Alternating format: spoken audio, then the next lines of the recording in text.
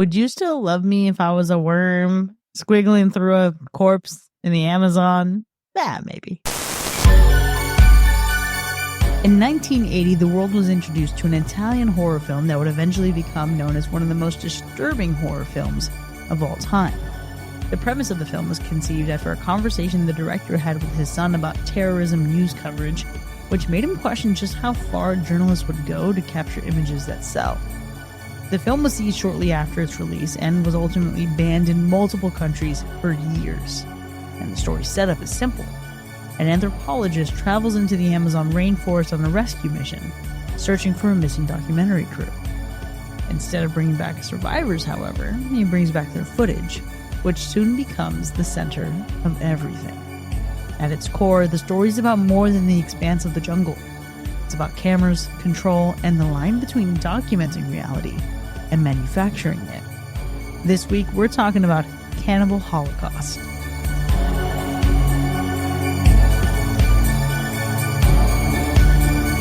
Greetings and salutations, and welcome to Hacker Slash. If you're joining us again, welcome back. If this is your first time listening, welcome to the party. We are a horror movie review podcast dedicated to telling you whether a movie is a hack, a total joke, a waste of time, or a slash. Totally killer, pun intended. We believe horror is for everyone, and as such, we're rating these movies with the perspective we've gained from our varying walks of life and the flavors of fear we fancy most. My name is Chris. I'm your friendly neighborhood slasher enthusiast. This week, I'm joined by the classic horror connoisseur, Sean. I'm going to buy a house and a piece of ass. And the paranormal paramour, Binks. I don't know. I don't think exceptional is the right word. You're tuning in for Cannibal Holocaust, but if you support the show, you'll also get to hear our B-side at the end of this episode where we get into some of our favorite horror palate cleansers. Oh, we're going to need a palate cleanser after this, but for now, who's seen this one before? Oh, Jesus.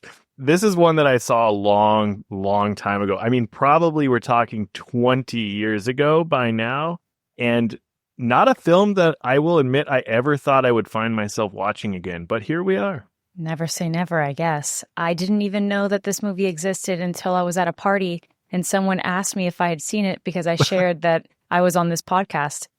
That was the one and only time I had heard it until I looked at our lineup and saw the name and I was like, what kind of sick joke is this? Listen, sometimes we just have to do it for the bit. Sometimes we have to give the people what they're asking for. And I've heard of this film before. I actually have it in a book on my shelf behind me. And it's talking about some of the most essential horror films of all time. But I never had any interest in ever watching this movie. I actually made a friend toward the end of last year who was obsessed with this movie.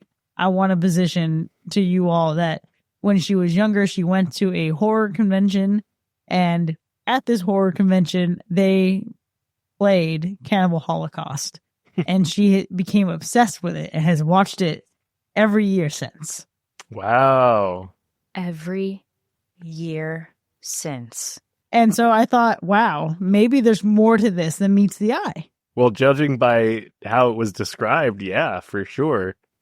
And listen, we're going to get into it. We're going to dive probably really deep into this movie. And I know there's people that probably want to hear our thoughts on this, but this is just one of those movies that is like, if you haven't seen this, for anyone that hasn't seen this, be prepared. This movie definitely has made its mark on the genre. This movie has set other movies up in the genre for sure. Like, you have to respect the movie for what it is, but it is a very intense film. What a way to start this episode. I'm already fired up.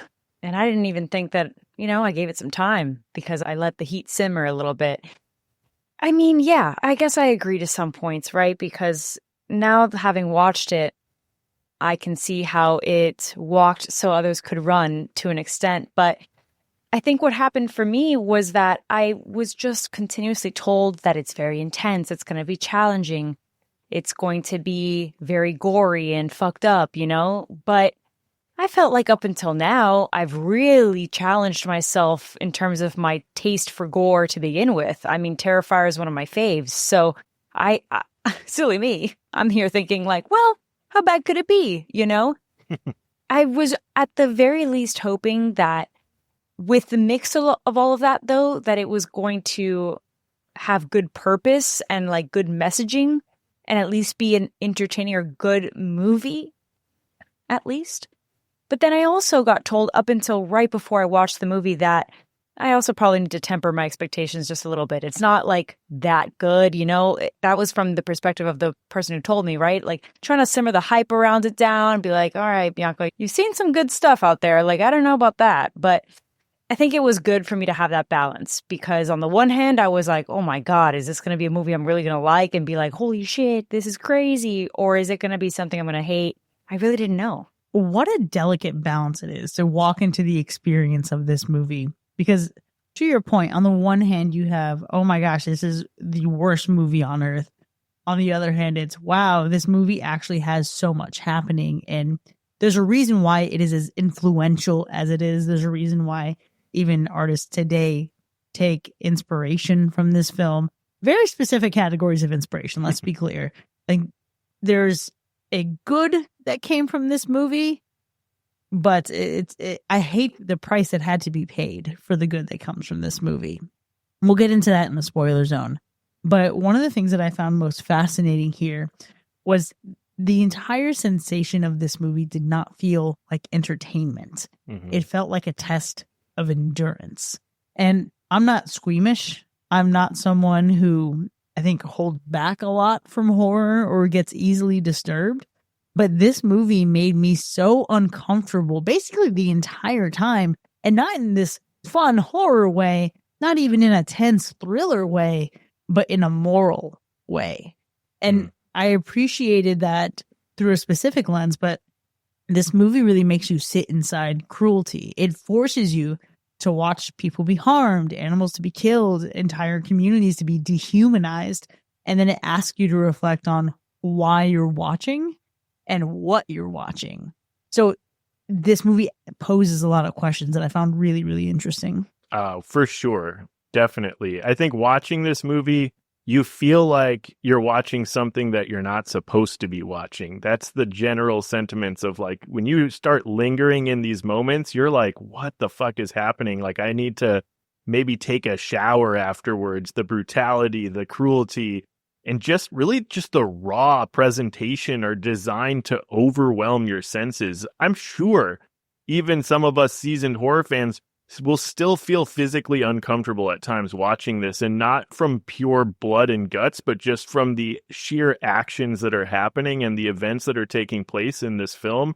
Almost to your point, Chris, in a why am I watching this sort of way, it's that endurance, but it's the message that it tries to convey. It's the impact that it has, the exploitation, shit that's happening with the media, all of that stuff, which we'll unpack even further. But yes, it's overall just this thing that you feel like you're not supposed to be watching.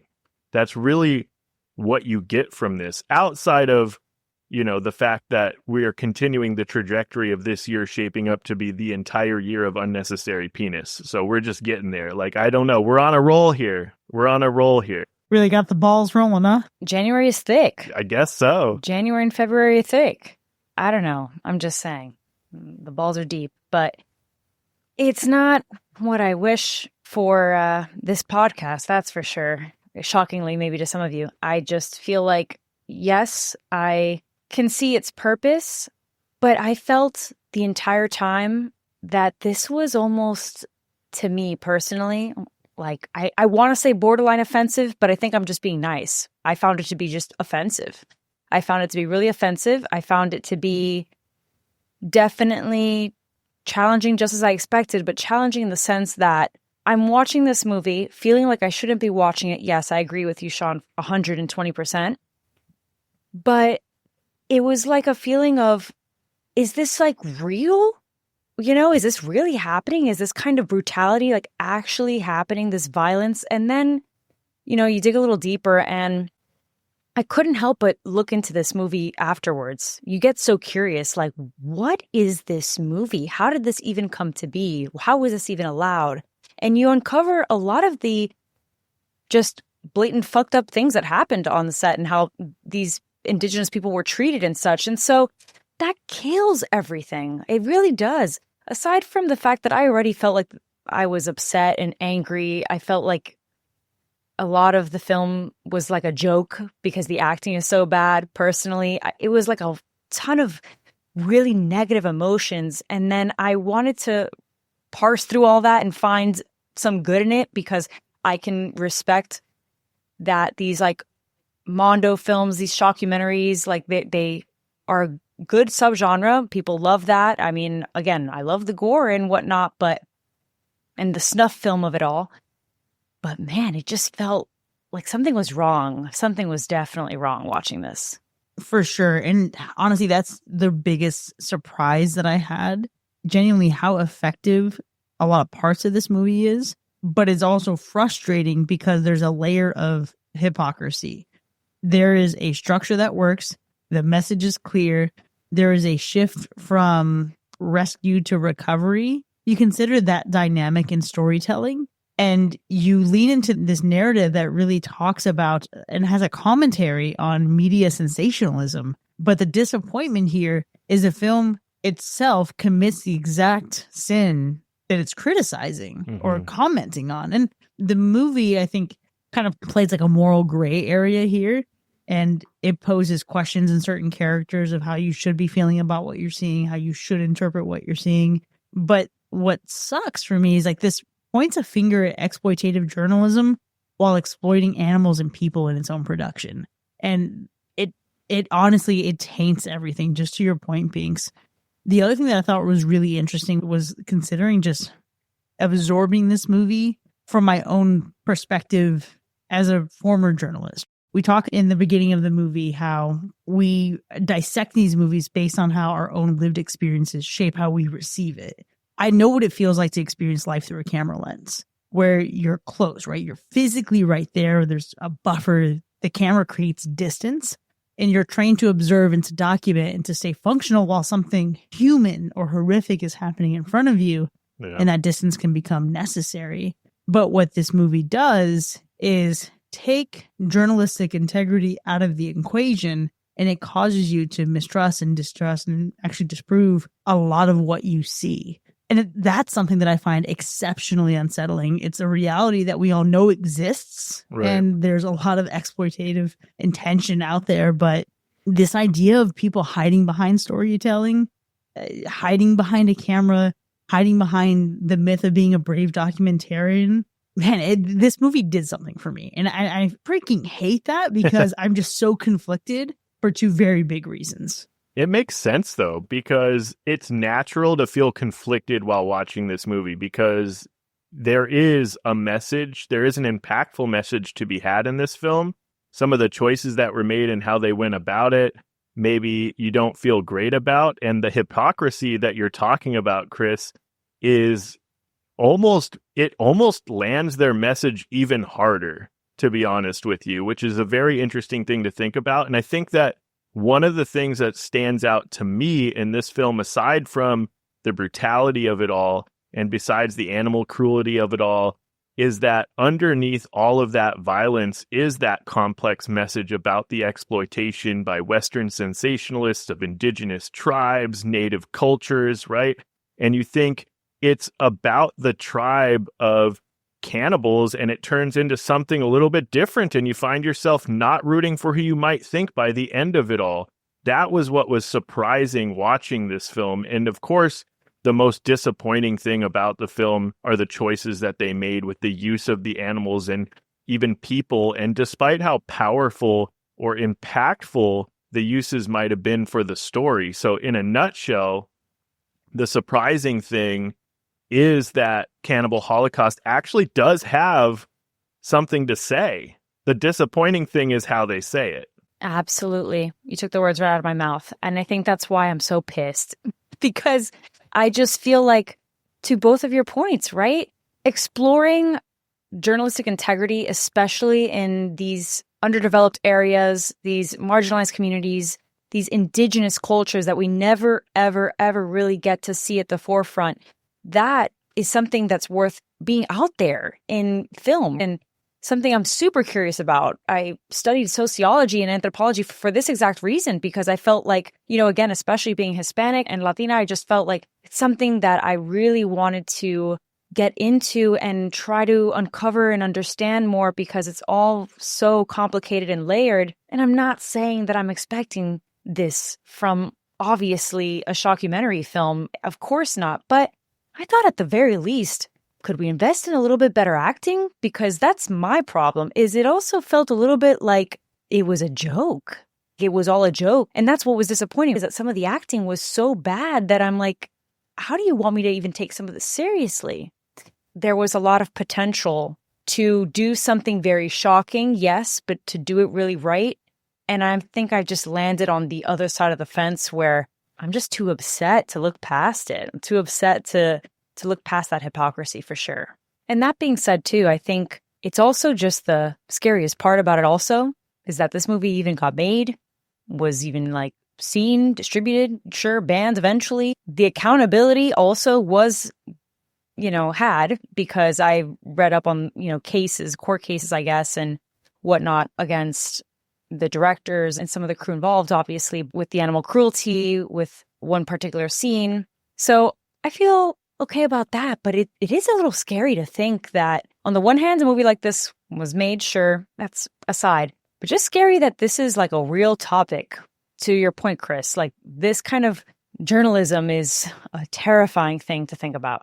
And that's where I think you have to be so precise with the language that you use. This is not journalism. What we see unfold in this movie is not journalism. It is sensational media masquerading as journalism.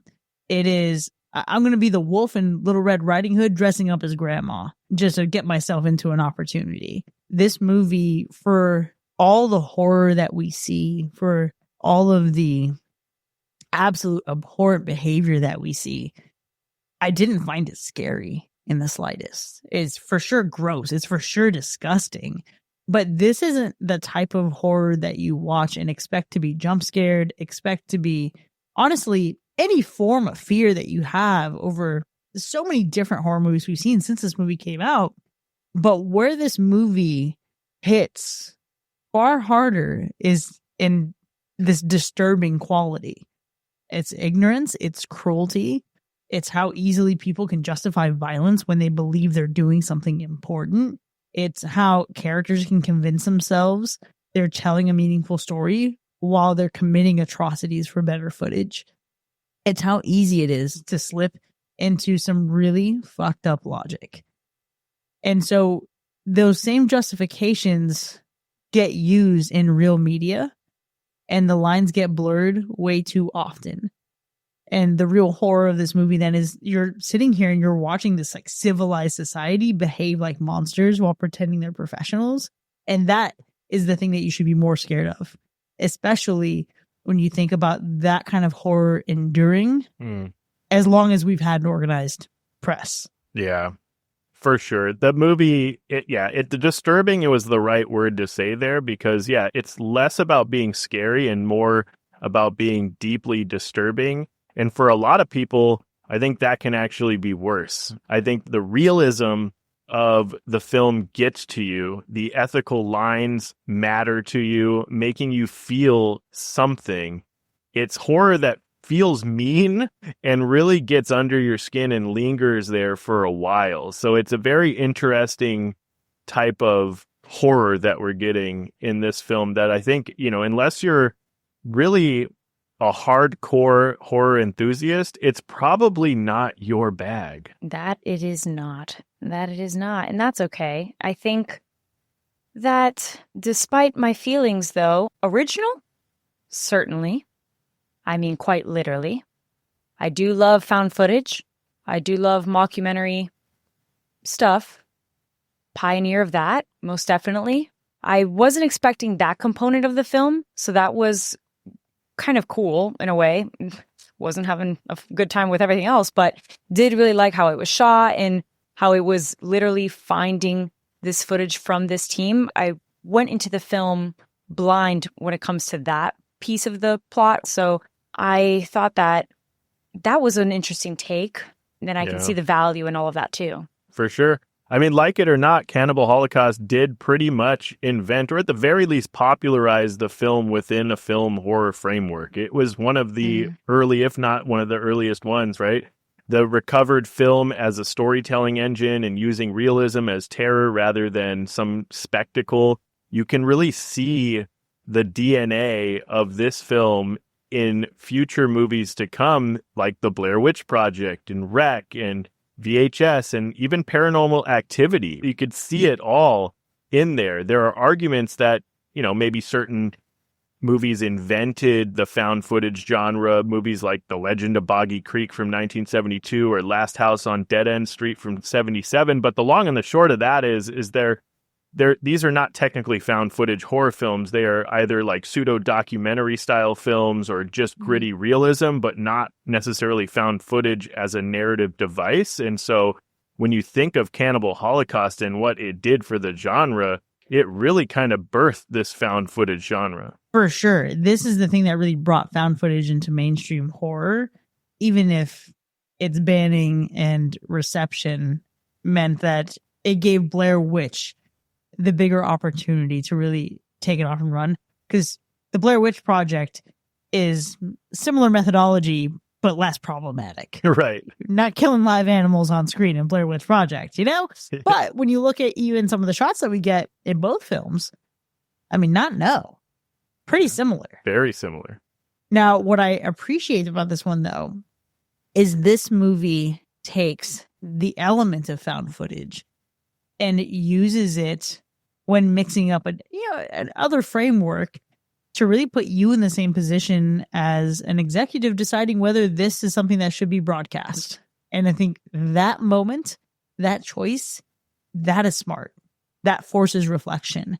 That is part of why this movie, as problematic as it is, as disgusting as it is scratching such an interesting part of my brain because it feels like it was really ahead of its time. And I think another element that makes it ahead of its time is its ending. You can say what you want about maybe the last line of dialogue in this movie. It's a little bit on the nose, but the ending for me completely works. It feels like it finally names the real crime of the entire movie and really pointing the finger at exploitation as a whole. Yeah. It makes you realize and really forces you and allows you this final moment to acknowledge who the real monsters are in this movie. It's subversive, and I absolutely love the way it reframes everything that you thought you were getting when this movie first started.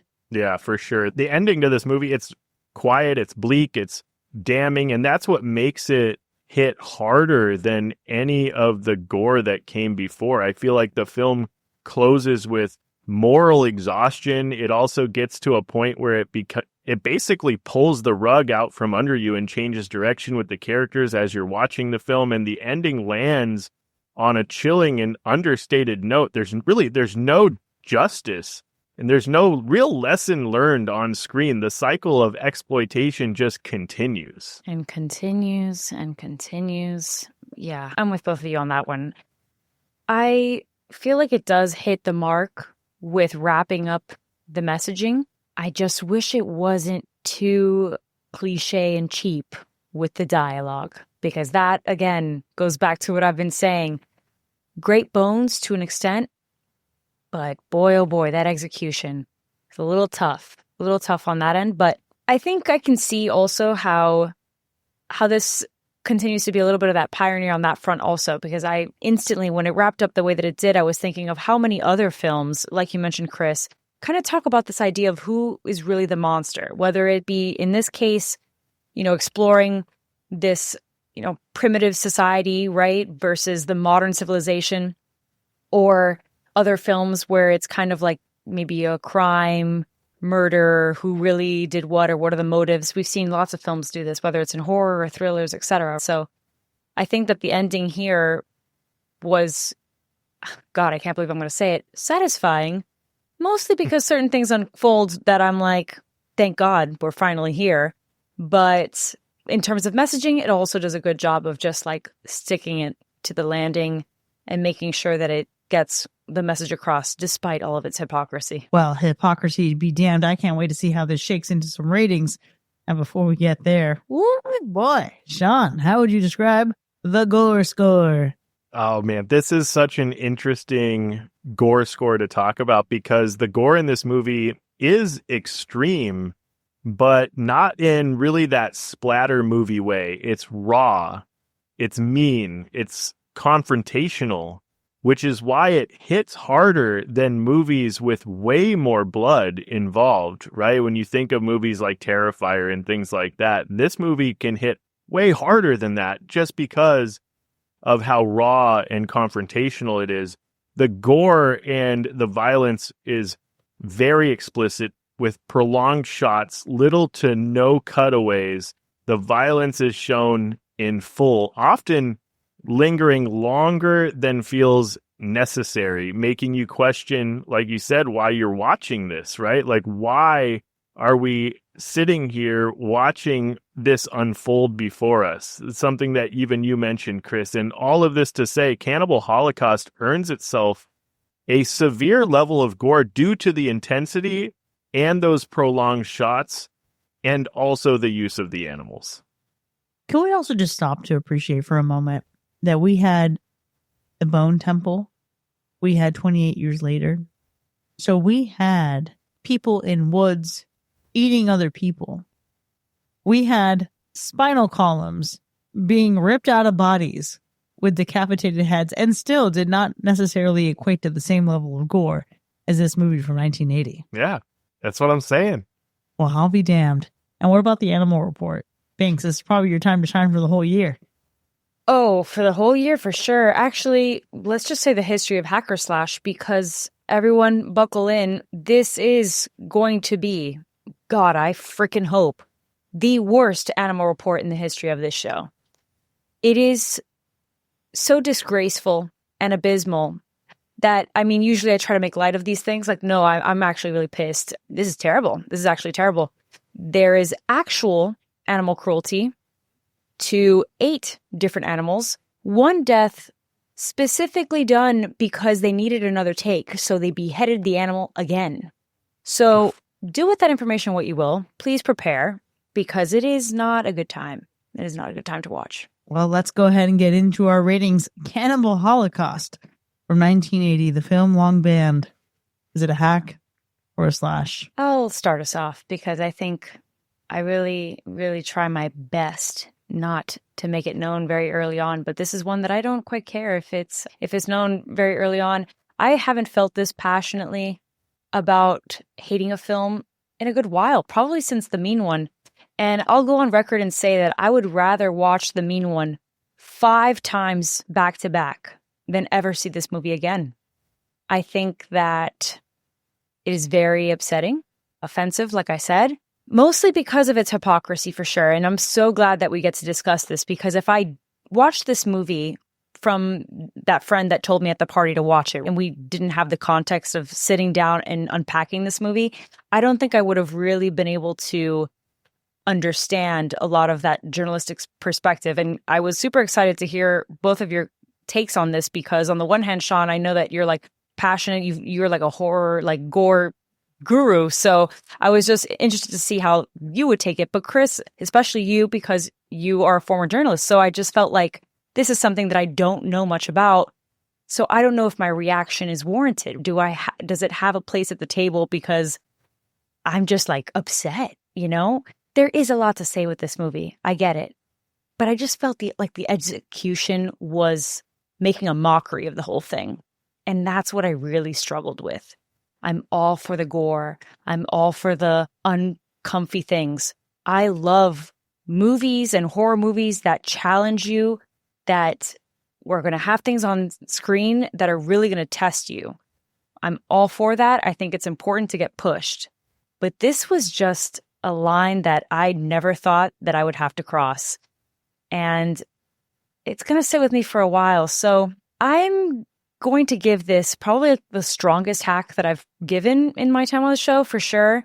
Maybe with time, it'll simmer, but it's too fresh. It is way too fresh for tonight. Yeah, it's an interesting film for sure. And I think, one way or another, everyone's going to have some kind of strong feelings about it. I think Cannibal Holocaust is one of those movies that feels less like entertaining, like a movie that's trying to entertain you, and it's just a movie that's really trying to test you.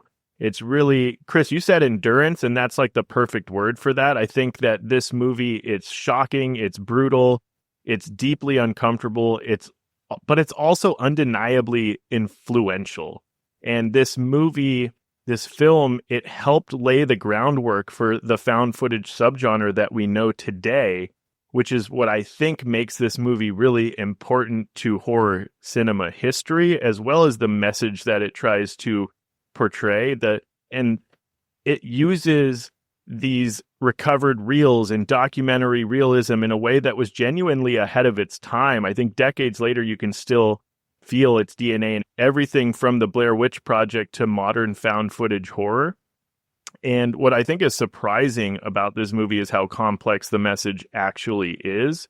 The shifting perspective, the flipping the protagonist and antagonist roles on their heads. And at its core, this movie is critique of Western sensationalism and media exploitation, exposing how so-called civilian or civilized filmmakers manipulate and brutalize indigenous tribes in the name of shock and profit. But when that idea clicks, the movie is extremely effective. It's almost damning in how it turns the camera back on the audience. And I think that's also where that contradiction hits, because the film condemns exploitation while actively participating in it.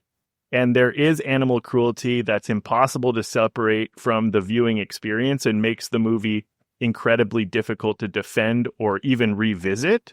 And while I can appreciate Cannibal Holocaust for what it is and for what it did for horror and being bold, confrontational, and even leaving that undeniable mark on the genre, it crosses some lines that I don't really want to cross in a movie with relentless cruelty, real harm involved. It's not really my thing. And I think that's the interesting thing about this film. So for me, it is a hack because it's not a jungle that I want to be slashing my way through, but I can honestly tell you that I respect the movie for what it is. So I don't think this is the type of movie that you have to like or enjoy to appreciate, if that makes sense. Yeah, it absolutely makes sense. And I struggle with this so much.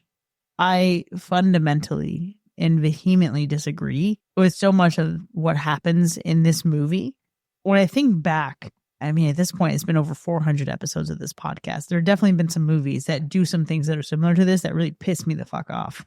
I hack this shit to bits. Where I'm struggling with this movie is you take even something like sexual assault. That is not something that I can ever really stomach in a movie. And I have my own personal connections to that and reasons for it. I'm not going to get into here, but it is something so massively difficult to swallow. And yet this movie felt like it did so with intention. And that is such a difficult thing to really bear. This movie is not about cannibals, although there is something that gets cannibalized, and we'll talk about that in the spoiler zone. This movie is actually about what happens when storytelling loses empathy. This movie is about cameras being shields.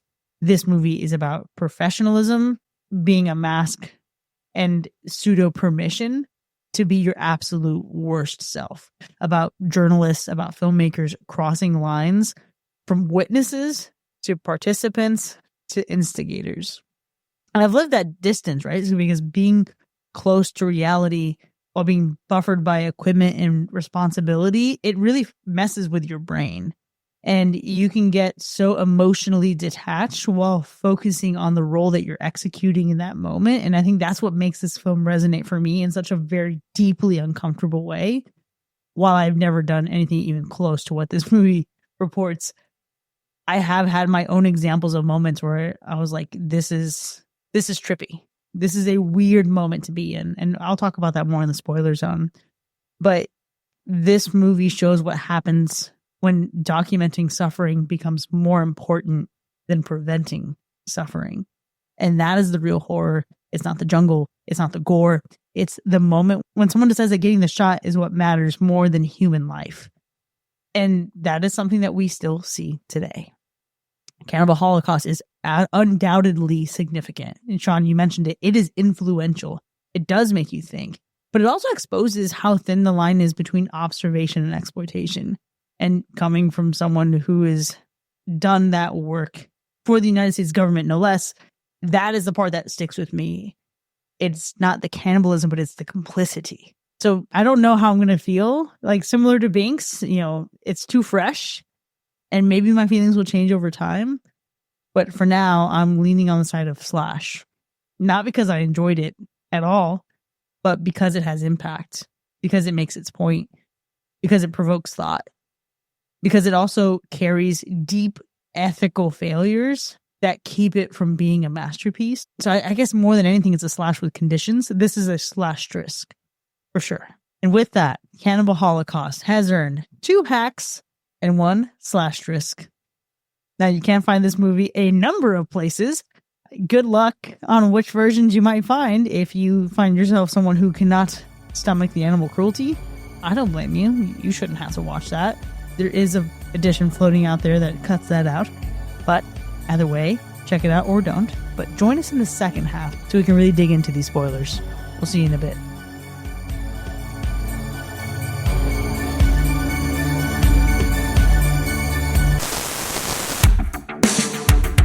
Are you an avid Hacker Slash listener? Well, we have something exciting for you. For one of our lucky listeners, you'll get a chance to win a free all-expenses-paid adventure into the Amazon rainforest for you and your friends. That's right, the fucking Amazon, where every step is a gamble and every mistake is content. This is the adventure of a lifetime, proudly brought to you by Found Footage Tours, the only vacation giveaway that proudly asks, what if your trip becomes the movie?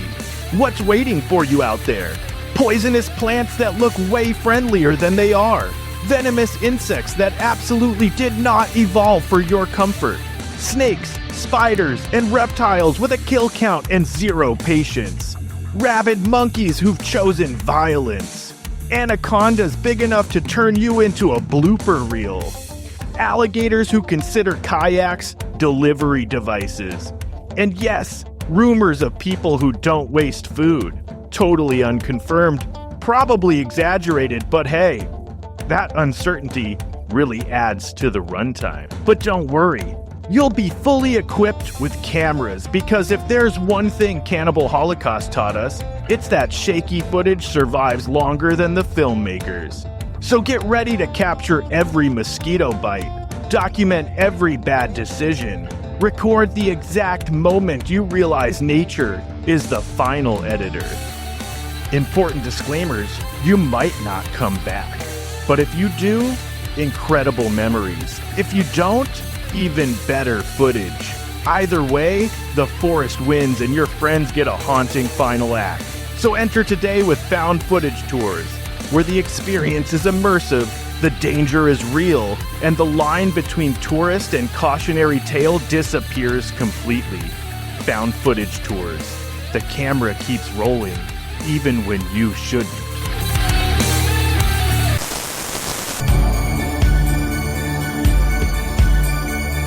Welcome back, folks. You're now entering the spoiler zone for Cannibal Holocaust, which has earned 2 hacks and 1 slash. Now, we have a lot to unpack here. This movie is controversial. It is not without its thought. But, Sean, let's go through that sleigh by sleigh. Wow. The body count in this movie is high for sure. But more importantly, it's heavy. This isn't a horror movie where the deaths rack up for fun or for momentum. With really many of these 75 deaths meant to linger, confront, and really implicate. And listen, you mix in the animal deaths that feel like they need to be acknowledged, though I didn't include them in the actual kill count for this sleigh by sleigh. This movie gets very intense with the kills. So I gotta know, which one of these kills really felt the most impactful for you? Because there was quite a few impactful kills. Oh, that's for sure. I mean, Listen, big fuck around and find out energy. very big, very big. I gotta tell you, I was almost gonna say, Sean, if you tell me what's your favorite kill, I'm gonna scream. Because how do you have to say the word favorite in this context is maddening. Oh, I absolutely have a favorite. Is it Alan? Of course it's Alan. Of course it's Alan. That's the only right answer, of course. It's any of those. It's any of those crew. any of those fucks, know? that's for sure. But Alan specifically. Yeah. Alan and Jack, equal parts fucking terrible. True.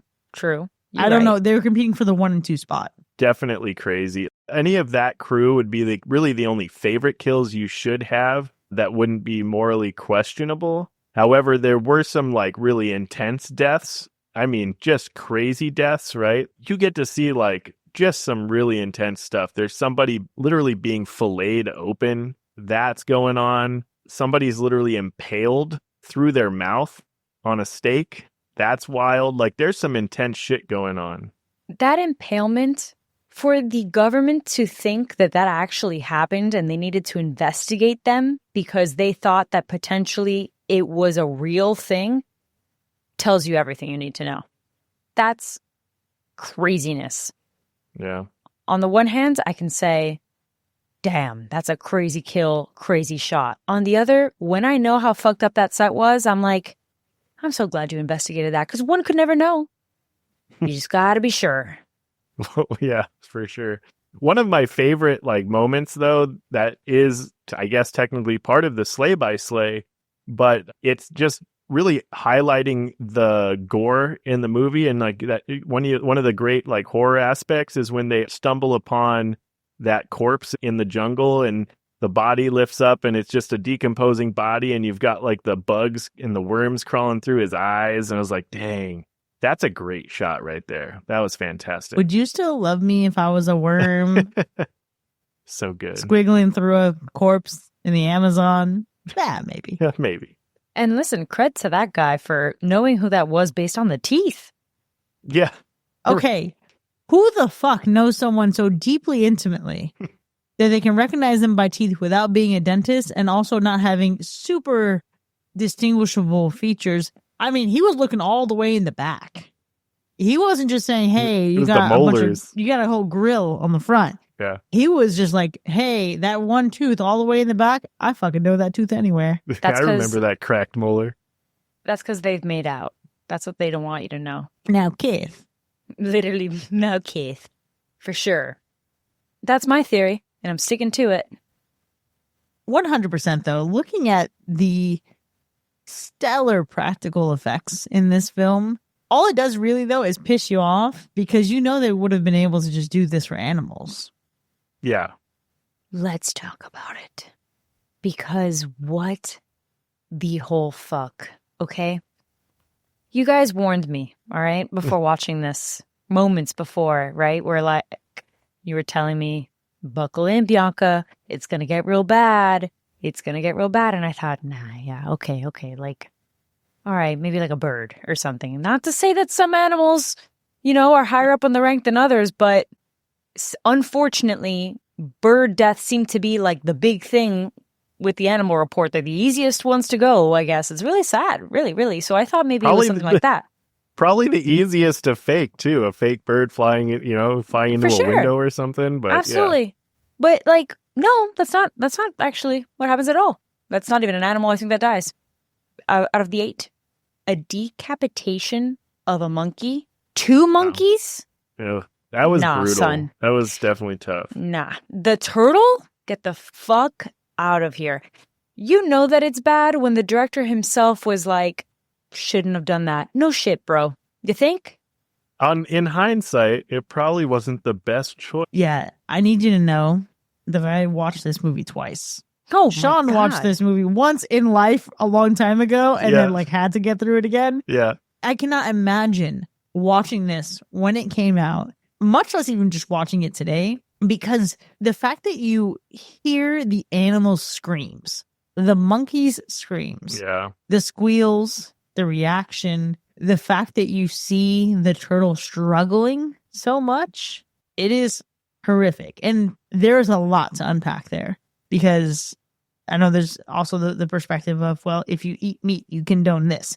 These are different things. This is animal life that was lost for the purpose of a film that could have just as easily achieved the same fucking thing without actually killing the animals. Mm-hmm. I'm also not eating turtles, or monkeys. Yep, or muskrats. Well, So I'm cool with the tarantula. You can chop that sucker in half. I don't really care. I'll put it on the record. You can kill the I just tarantula. want to That's point cool. out, I also felt horribly for that snake in Friday the 13th. That's true. That's true. Good call. that is true. But you bring up such a good point, Chris, because if this was an actual documentary, then there is something to argue here.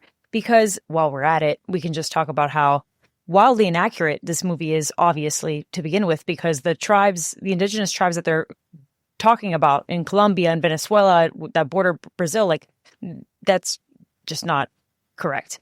But they obviously do, and I think it's actually the monkey or one of the animals that's considered actually a delicacy for them. So very, very crazy for us, of course, because we don't eat monkeys, but for them, it's considered a delicacy. That's their culture. Fine. If this was a documentary and it was a little bit more serious on that front, difficult to watch, but it's exploring a culture that is very different from ours. No, this was a movie. This was just a movie.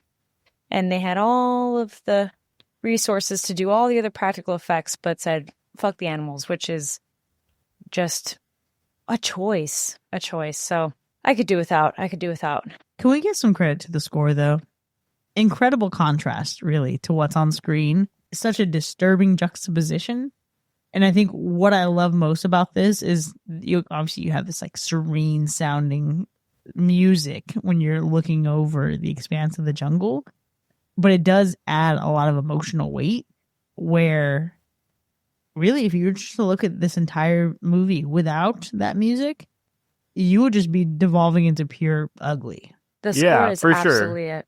That's my favorite part in terms of the production, because at the very least, it shifts the tone, like you're saying.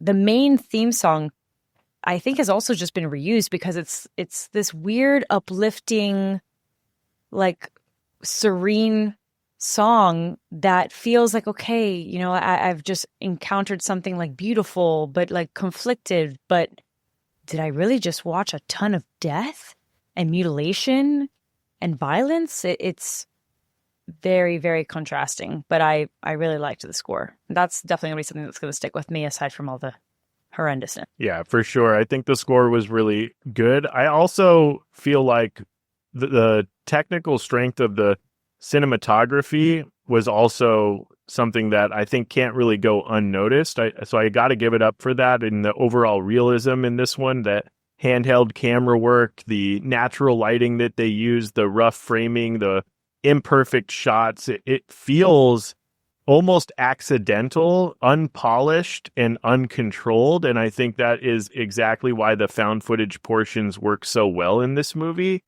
And listen, even by 1980 standards, when you think of that, the level of realism was definitely ahead of the curve. And so I just think what they were able to visually achieve in this movie too was really well done. It does beg the question, though. In a movie filled with horrific stuff, what scene possibly even stands out as a favorite? Oh, I mean, yeah, there's moments. There's moments for sure. Yeah, there's moments, and I really want to just take in a specific moment where it feels like things are starting to click and go in a direction that I actually very deeply appreciate, which is the second we see the confirmed remains of the crew. Yeah. It is when you have the contrast. So the professor is skeptical. His guides have said, no, we're being invited to dinner. We're going to go over there. We're going to mix and mingle. And he's like, I don't know about that. He ends up then seeing the remains and seeing the picked apart camera and the absolute shock on his face. It is where this story starts to really spin for him. And I absolutely love it because it's where this movie stops being an expedition and it becomes more of an indictment. So I'm right there with you. I don't know if it was the exact same moment, but yeah, I'm right there with you. And listen, when people talk about the best scenes in this movie, they usually don't mean enjoyable, right? Like they mean the most effective, maybe the most important, or even the most revealing. And for me, it was the point where the film shifts into that found footage material, right? Like you're talking about, Chris. And I think that it's arguably the most important scene where the tone changes immediately. This is where they really just pull the rug out from under you. You know what I mean? Because then what happens is the camera becomes more invasive. You feel like you're watching something you're not supposed to see. This is where the movie earns its reputation as the found footage pioneer. And you start to unravel a lot of shit that, you know, flips the protagonist and the antagonist on its head. And it becomes a different film that you maybe didn't think you were watching. And that's a very important moment, but it's also the village destruction scene because it's one of the most impactful and unexpected moments of the film, in my opinion. Bruh. It's chaotic, it's cruel, it's shot with this documentary detachment. It feels less like horror and more like recorded atrocity. And this is where the rug gets pulled out from under you for sure, where you're like one of the moments that add to it that what we thought were the protagonists were just not the protagonists. And that these are those moments in the film that really hit the hardest, I feel like. I think it's interesting because I know logically that the documentary crew was supposed to be positioned as the protagonist. Mm-hmm. But from the second this movie fucking started and I saw how they're talking to each other and the way they're getting ready for this expedition, I thought, these motherfuckers, no, absolutely not. Never once for a moment did I think they were actually going to be the actual heroes of the fucking story. I'm with you. I thought they were absolutely the worst from the moment they opened their mouths. That's for sure. And it's funny because I am with you, Sean. That scene in particular, I think, was one of the very few moments where I really believed these characters were capable of doing something so vile, like performance-wise. There's a shot that I think it's weird to say like striking and beautiful because it's horrendous, but it's a memorable one. That's for fucking sure. And that's when Mark basically turns around and it's just the hut is on fire. And he's just with the camera. He's smiling. He's like if he's got the time of his life, you know, going on. And it's very disturbing and fucked up, but extremely effective. I thought it was extremely effective. Now, for me, another scene that I think on paper was really, really good, and I wish that the performances kind of matched that a little bit. It felt a little one-dimensional, but what they're saying, I think, is really great, is the professor talking to that female executive.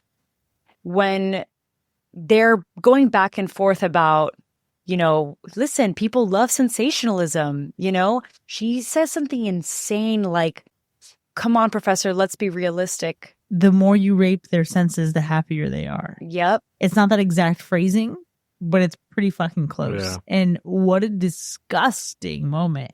And then also, let's think about the conditioning of A, the society, B, women in male-dominated careers and industries, and especially becoming an executive. And just, again, you are feeding the machine. Absolutely. I'm with you. And I just feel like there's a sense of frustration, but something that seems familiar because that sadly tracks in my head, especially for 1980, right? And in these positions of power where, to an extent, is she wrong? I mean, look at present day. Present day sensationalism is still what gets the people going, unfortunately and clearly. Yeah. So I think that that's like a piece of dialogue in a scene that is very terrifying, very fucked up, but very real and can translate clearly decades later. So that one is going to be a bit that'll stick with me for sure. Yeah, now I just have in my head her saying that and then cut to Art the Clown chainsawing a man in half in Terrifier 3. Oh, yeah. Oh, my gosh. Yeah. Absolutely atrocious.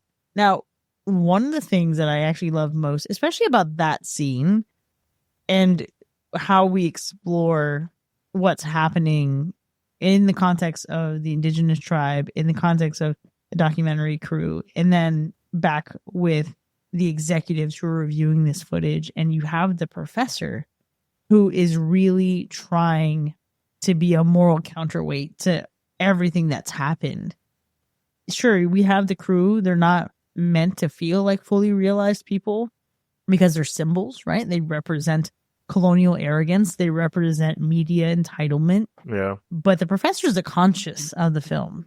He's the only arc that feels undeniably human and completely flawed. We see where he begins, but then we also see where he ends. Yeah, for sure. He's definitely the closest thing this movie has to that moral fucking anchor. But even that, to your point, is just super shaky. He's definitely more thoughtful, more reserved, clearly uncomfortable with what he uncovers. But that said, he's still complicit. He watches the footage. He benefits from it. He ultimately can't or won't stop this machine. You know what I mean? And he represents passive morality in essence, which the film suggests is almost as bad as active cruelty. So, yeah, I mean, just think about this, right? He starts out framing the filmmakers as brave Americans who lost their lives to tell a story.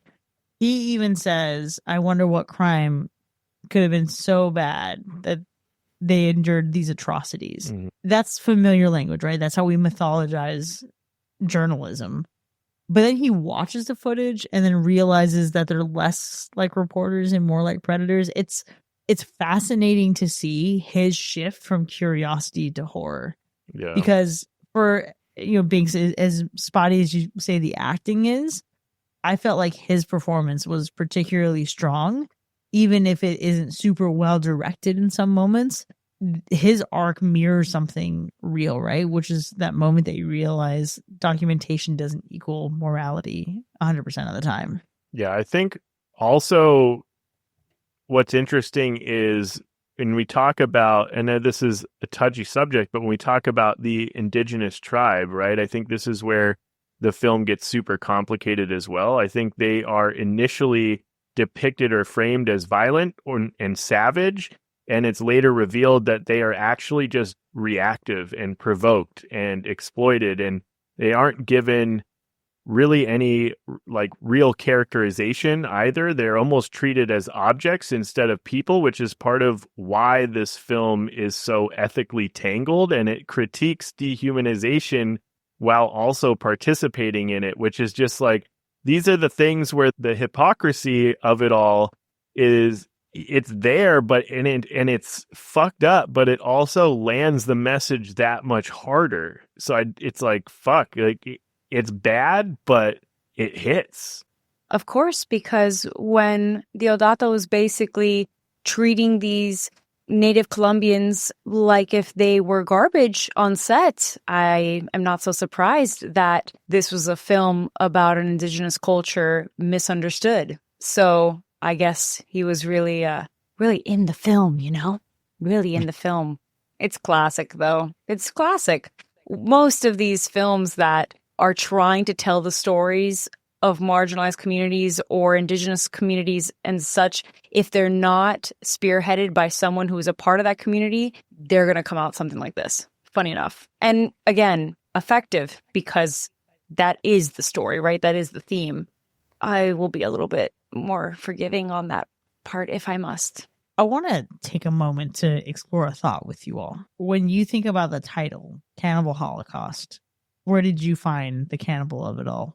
Listen, when I read Cannibal Holocaust, and this was like a post-party from this friend, didn't tell me that it was even about indigenous people, I was like, are we really doing this? Because the word Holocaust and cannibal together in a sentence, especially now, I was like, what the fuck are we doing?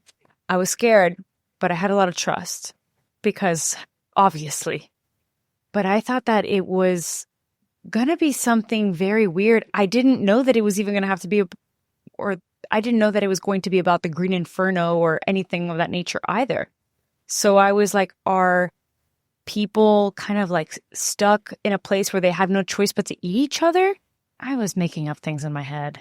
I mean, yeah, going into it for the first time with a title like Cannibal Holocaust, for me, I'm thinking, okay, this is just going to be some gory fucking nonsense. That's what I'm going into it as, not something as insane as, flipping this whole message on its head and talking about how, these Western filmmakers are the real cannibals that are invading this indigenous tribe's land. You know what I mean? Like that's not what I was going into. I was literally going into this movie even 20 years ago as a fucking teenager, like, oh, Cannibal Holocaust? This sounds fucking sick, dude. We're going to watch a whole bunch of people eating each other.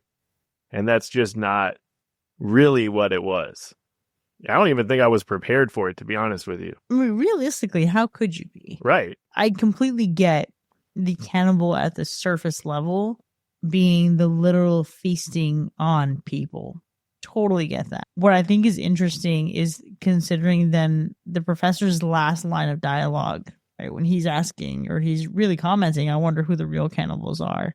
I think cannibalism as a whole works really nicely as a metaphor for extraction in this movie, right? So to cannibalize, by definition, means you essentially can, aside from like the literal cannibalism of eating within your species, it means to take pieces of something else and repurpose it for another mechanism, right? So you take parts out of one car to put it into another, so to speak. But in this movie, what the documentary crew is doing is mining people for images, mining people for reactions, for fear, for violence. And they provoke situations, they stage moments. We talked about that moment where the camera turns and the hut is on fire and they're just enjoying the moment with so much glee. They burn villages, they assault people, and then they capture the aftermath and sell it as authenticity. So instead of framing this entire story from a place of curiosity, they take their entire culture and make it content. And so it's fascinating for me to think about what are the parts of someone's identity that you're robbing to feed the mechanism, right? To feed the system of capitalism and sensationalism. And, man, I don't know. I'm just thinking about this. It's like you take this tribe and everything that they do for survival on a regular basis. This documentary crew arrives, they come with cameras, they leave with stories, and you're really just profiting. You're sending this out to viewers who are cozy in their living rooms, thousands of miles away, detached from reality. It's just a wild fucky thing to consider.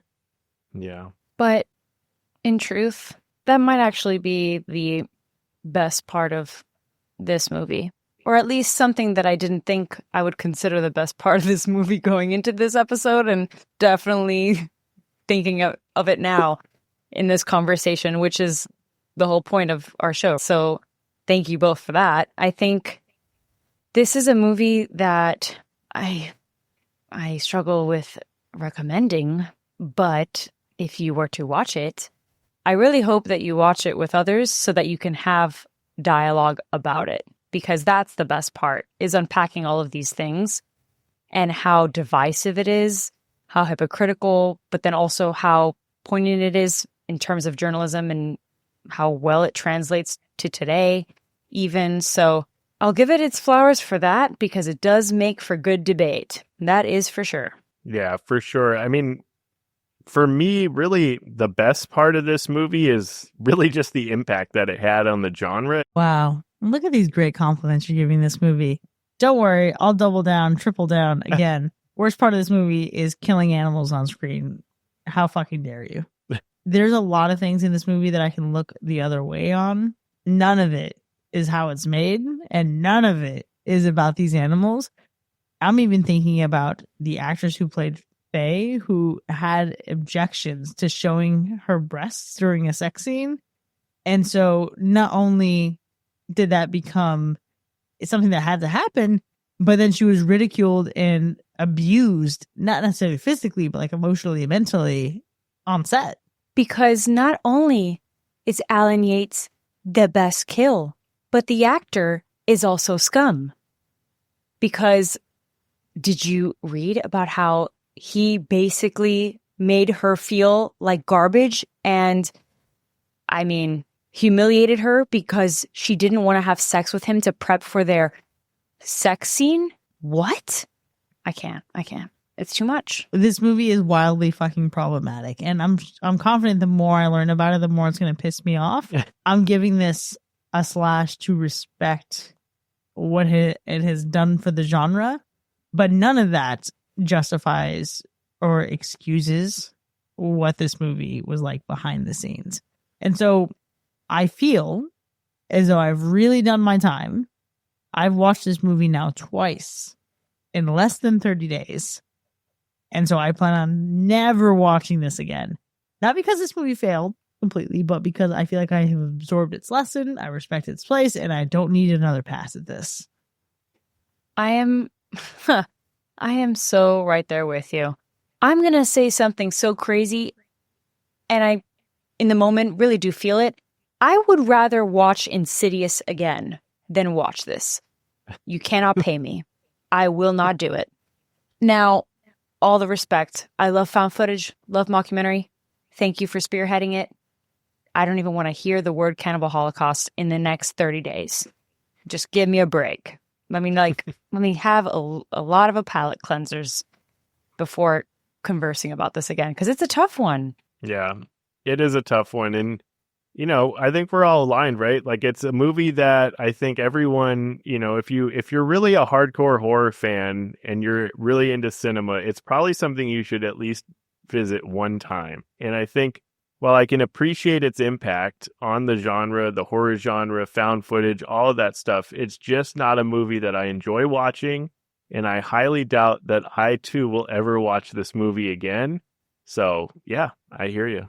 Well, folks, it sounds like that's all she wrote for Cannibal Holocaust from 1980, which has earned 2 hacks and 1 slash. Now, we certainly had a robust discussion here, but the conversation doesn't end here by any means.